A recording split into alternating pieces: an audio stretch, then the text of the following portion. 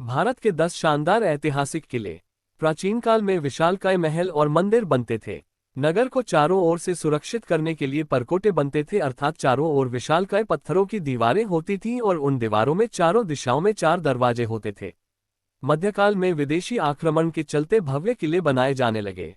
किले को दुर्ग कहा जाता है। ऐसे किले हमारे गौरवशाली इतिहास और युद्ध को दर्शाते हैं। इनमें से कुछ किलों को यूनेस्को वर्ल्ड हेरिटेज में भी शामिल किया गया है। आज हम आपको भारत के कुछ ऐसे किलों के बारे में बता रहे हैं जिनका इतिहास जानकर आप हैरान रह जाएंगे। अगले पन्ने पर पहला किला, लाल किला। जब किलों की बात होती है तो जुबान पर लाल किले का नाम सबसे पहले आता है। ये किला दुनिया भर में प्रसिद्ध है। ये किला दिल्ली में स्थित है। इस किले के अंदर देखने लायक कई चीजें हैं। मोती मस्जिद, दीवान-ए-आम और दीवान-ए-खास देखने के लिए काफी लोग रोज ही आते हैं। ये किला यमुना नदी के किनारे है। ये भारत की सबसे महत्वपूर्ण धरोहरों में से एक है, जहां से देश के प्रधानमंत्री देश के लोगों को संदेश देते हैं और स्वतंत्रता दिवस पर झंडा फहराते हैं। लाल किले का निर्माण तोमर शासक राजा अनंगपाल ने 1060 में किया था। बाद में पृथ्वीराज चौहान ने इसका पुनर्निर्माण कराया और फिर मुगलों के शासन के दौरान इस किले को मुगल बादशाह शाहजहां ने तुर्क लुक दिया। लाल कोट अर्थात लाल रंग का किला, जो कि वर्तमान दिल्ली क्षेत्र का प्रथम निर्मित नगर था। इसकी स्थापना तोमर शासक राजा अनंगपाल ने 1060 में की थी। साक्ष्य बताते हैं कि तोमर वंश ने दक्षिण दिल्ली क्षेत्र में लगभग सूरजकुंड के पास शासन किया, जो 700 ईस्वी से आरंभ हुआ था। फिर चौहान राजा पृथ्वीराज चौहान ने 12वीं सदी में शासन ले लिया और उस नगर एवं किले का नाम किला राय पिथौरा रखा था। राय पिथौरा के अवशेष अभी भी दिल्ली के साकेत, महरौली, किशनगढ़ और वसंत कुंज क्षेत्रों में देखे जा सकते हैं।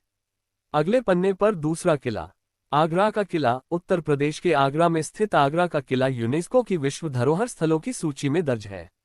इस किले में मुगल बादशाह बाबर, हुमायूं, अकबर, जहांगीर, शाहजहां व औरंगजेब रहते थे। यहीं से उन्होंने आधे भारत पर शासन किया। ये सभी विदेशी थे जिन्हें भारत में तुर्क कहा जाता था। इन तुर्क शासकों ने इस चौहानवंशी किले पर कब्जा करके इसे अरबी लुक दिया। आगरा का किला मूलतः एक ईंटों का किला था, जो चौहान वंश के राजपूतों के पास था। इस किले का प्रथम विवरण 1080 ईस्वी में आता है, जब महमूद गजनवी की सेना ने इस पर कब्जा कर लिया था। पुरुषोत्तम नागेश ओक की किताब आगरे का लाल किला हिंदू भवन है में भी इसका जिक्र है। सिकंदर लोधी 1487-1517 ने भी इस किले में कुछ दिन गुजारे थे। लोधी दिल्ली सल्तनत का प्रथम सुल्तान था। उसकी मृत्यु भी इसी किले में 1517 में हुई थी। इसके बाद उसके पुत्र इब्राहिम लोधी ने गद्दी संभाली। पानीपत के युद्ध के बाद ये किला मुगलों के हाथ में आ गया। यहाँ उन्हें अपार संपत्ति मिली। फिर इस किले में इब्राहिम के स्थान पर बाबर आया और उसने यहीं से अपने क्रूर शासन का संचालन किया। इतिहासकार अबुल फजल ने लिखा है कि यह किला एक ईंटों का किला था जिसका नाम बादलगढ़ था। यह तब खस्ता हालत में था, तब अकबर ने इसका जीर्णोद्धार करवाया। हिंदू शैली में बने किले के स्तंभों में बाद में तुर्क शैली में नक्काशी की गई। बाद में अकबर के पौत्र शाहजहां ने इसे अपने तरीके से रंग रूप दिया। उसने किले के निर्माण के समय राजपुताना समय की कई पुरानी इमारतों व भवनों को तुड़वा भी दिया था। अगले पन्ने पर तीसरा किला, चित्तौड़गढ़ का किला। ये किला राजस्थान के चित्तौड़गढ़ में स्थित है। चित्तौड़गढ़ में भारत के सबसे पुराने और भव्य किले देखने को मिलेंगे।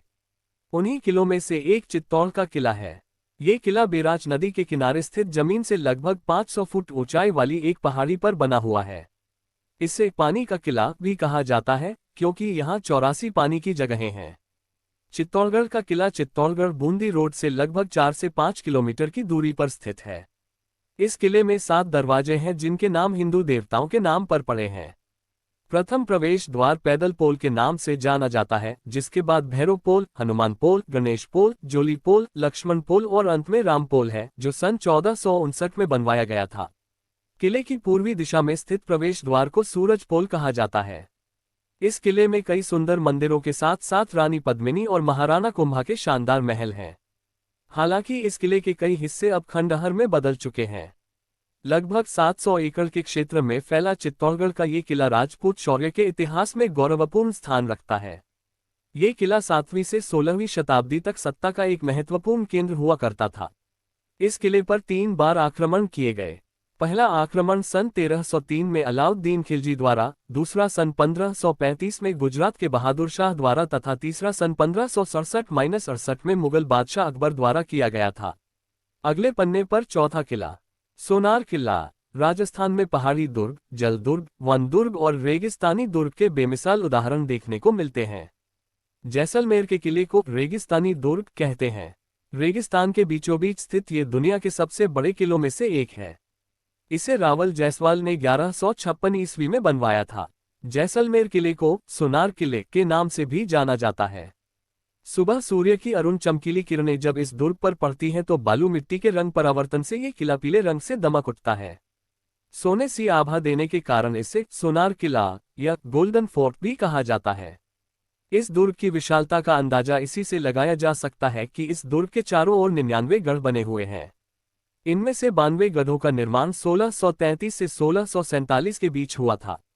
ये किला शहर से 76 किलोमीटर दूर त्रिकुटा पहाड़ी पर त्रिकोण आकार में बनाया गया है। किले में सबसे ज्यादा आकर्षक जैन मंदिर, रॉयल पैलेस और बड़े दरवाजे हैं। जैसलमेर रेगिस्तान का शहर है जो त्रिकुटा पहाड़ी, हवेलियों और झीलों के लिए प्रसिद्ध है। यही वह दुर्ग है जिसने 11वीं सदी से 18वीं सदी तक अनेकानेक उतार चढ़ाव देखते गौरी, खिलजी, फिरोज शाह तुगलक और ऐसे ही दूसरे मुगलों के भीषण हमलों को लगातार झेला है। कभी सिंधु, मिस्र, इराक, कांधार और मुल्तान आदि देशों का व्यापारिक कारवां देश के अन्य भागों को यहीं से जाता था। कहते हैं कि 1661 से 1708 के बीच ये दुर्ग नगर समृद्धि के चरम शिखर पर पहुंच गया। व्यापारियों ने यहाँ स्थापत्य कला में बेजोड़ हवेलियों का निर्माण कराया तो हिंदू, जैन धर्म के मंदिरों की आस्था का भी ये प्रमुख केंद्र बना। कहा जाता है कि महाभारत काल में जब युद्ध समाप्त हो गया और भगवान कृष्ण ने अर्जुन को साथ लेकर द्वारिका की ओर प्रस्थान किया, तब इसी नगर से कभी उनका रथ गुजरा था। रेगिस्तान के बीचों बीच यहाँ की त्रिकुट पहाड़ी पर कभी महर्षि उत्तुंग ने तपस्या की थी। अगले पन्ने पर पांचवा किला, पन्हाला किला। पन्हाला किला महाराष्ट्र के पन्हाला क्षेत्र में है। इस किले का निर्माण लगभग 900 साल पहले 12वीं शताब्दी में राजा भोज ने कराया था। इस किले का निर्माण सुरक्षा के उद्देश्य से किया गया था और यहाँ पर प्रवेश मजबूत दोहरी दीवारों से किया जा सकता था। पन्हाला किले को पन्हालगढ़, पहाला और पनाला के नाम से भी जाना जाता है। इसका शाब्दिक अर्थ है सांपों का घर। पन्हाला किला महाराष्ट्र के कोल्हापुर से उत्तर पश्चिम दिशा में 20 किलोमीटर दूर स्थित है। इसका निर्माण शिलहर शासक भोज II द्वारा सन 1178 से 1209 के बीच सह्याद्री पर्वत श्रृंखला से जुड़े ऊंचे भूभाग पर करवाया गया था। इस किले का आकार कुछ त्रिकोण सा है और चारों तरफ के परकोटे की लंबाई लगभग 7.25 किलोमीटर बताई जाती है। ये किला कई राजवंशों के अधीन रह चुका है। यादवों, बहमनी, आदिल शाही आदि के हाथों से होते होते सन 1673 में इस किले का आधिपत्य छत्रपति शिवाजी के अधीन हो गया। शिवाजी ने इस किले को अपना मुख्यालय बना लिया था। अगले पन्ने पर छठा किला, सिंधुदुर्ग। सिंधुदुर्ग नाम मूल रूप से मराठी शब्द है जिसका मतलब है महासागर पर निर्मित किला या महासागर किला। सिंधुदुर्ग किले को छत्रपति शिवाजी द्वारा 1664 से 1667 तक 3 साल के भीतर बनवाया गया था। करते द्वीप पर खड़े इस विशाल किले का निर्माण करने के लिए गोवा से 100 पुर्तगाली वास्तुविज्ञ और 3000 मजबूत कारीगरों को तैनात किया गया था। ये किला मराठा साम्राज्य के स्वर्णिम युग का मूक गवाह और अरब सागर में मराठों के आधिपत्य का प्रत्यक्ष प्रमाण है। किले में शिवाजी को समर्पित एक मंदिर भी है जिसे राजाराम ने बनवाया था। किले की दीवारों पर राजा के हाथ और पैरों के निशान देखे जा सकते हैं। मुंबई से 400 किलोमीटर की दूरी पर स्थित सिंधुदुर्ग ऊंचे पहाड़ों, समंदर का किनारा और एक शानदार दृश्यों के साथ संपन्न ये जगह पर्यटकों को आकर्षित करती है। पूरा जिला ही घने वन से आच्छादित है। वनस्पतियों और पशु वर्ग की बहुत सी प्रजातियां किसी भी प्रकृति प्रेमी को खुश करने के लिए काफी हैं।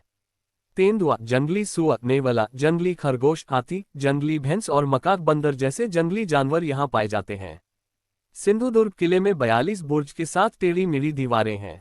निर्माण सामग्री में ही करीब 73,000 किलो लोहा शामिल है। अगले पन्ने पर सातवां किला, ग्वालियर किला। मध्य प्रदेश स्थित ग्वालियर में राणा मानसिंह तोमर ने एक किला बनाया था। किले के अंदर कदम रखते ही वहां पर 3 मंदिर, 6 महल एवं जलाशय स्थित हैं। मान्यता है कि उत्तर एवं केंद्र भारत में ग्वालियर किला बहुत ही सुरक्षित है। किले में कई तरह के भव्य मंदिर स्थित है। इन मंदिरों में हजारों भक्त एकत्रित होते हैं। तेली का मंदिर में 9वीं सदी के द्रविड़ वास्तुशिल्प से प्रभावित होकर खूबसूरत स्मारक बनाए गए हैं। ग्वालियर किले में भिन्न प्रकार के महल स्थित हैं, जैसे कि करण महल, जहांगीर महल, शाहजहां मंदिर एवं गुरजरी महल आदि। अगले पन्ने पर 8वां किला। गोलकोंडा किला। आंध्र प्रदेश के हैदराबाद शहर में कोल्लू झील के पास बसे हीरे की खान के लिए प्रसिद्ध गोलकोंडा का किला काकतीय राजा ने बनवाया था। ये किला अपने समृद्ध इतिहास और राजसी भव्य संरचना के लिए जाना जाता है। इस किले को हैदराबाद के 7 आश्चर्य के रूप में जाना जाता है। इस किले के अलावा यहाँ पर आपको चारमीनार, बिरला मंदिर, Ramoji film city, Hussain Sagar, Salar Jung museum और मक्का मस्जिद जैसी कई दर्शनीय जगहें हैं। अगले पन्ने पर 9वां किला। कांगड़ा किला। हिमालयीन राज्य हिमाचल प्रदेश की कांगड़ा घाटी में बाणगंगा और माझी नदियों के संगम पर कांगड़ा के शाही परिवार ने इस किले का निर्माण किया था। ये दुनिया के सबसे पुराने किलों में से एक है। इस किले में वज्रेश्वरी मंदिर है। किलों और मंदिरों के अलावा हिमाचल अपनी खूबसूरती के लिए भी प्रसिद्ध है। हिमाचल की काफी सारी इमारतें धर्मशाला के पास भी हैं। अगले पन्ने पर 10वां किला। मेहरानगढ़ किला। राव जोधा द्वारा बनवाया गया ये किला राजस्थान के जोधपुर शहर में स्थित है। काफी ऊंचाई पर स्थित ये किला 500 साल से भी ज्यादा पुराना माना जाता है। इस किले में 7 गेट हैं। प्रत्येक गेट राजा के किसी युद्ध में जीतने पर स्मारक के रूप में बनवाया गया था। किले के अंदर मोती महल, शीश महल, चामुंडा देवी का मंदिर और म्यूजियम इस किले के अंदर ही हैं। इस किले का म्यूजियम राजस्थान का सबसे अच्छा म्यूजियम माना जाता है। इसके अलावा भारत में कर्नाटक में श्रीरंगपट्टनम का किला, आगरा का लाल किला, झांसी का किला, औरंगाबाद का दौलताबाद किला, रणथंभौर, आमेर, भानगढ़ आदि सैकड़ों किले हैं। तो दोस्तों, ये थे भारत के 10 ऐतिहासिक किले। आपको कौन सा किला अच्छा लगा कमेंट में जरूर अपनी राय दें। अगर वीडियो अच्छा लगा तो लाइक करें और ऐसे इंटरेस्टिंग वीडियो देखने के लिए चैनल को सब्सक्राइब करें और साथ ही साथ बेल आइकन को दबाएं, जैसे कि हमारी वीडियो की नोटिफिकेशन आपको मिलती रहे जल्द ही। तो बोलो जय हिंद, जय भारत।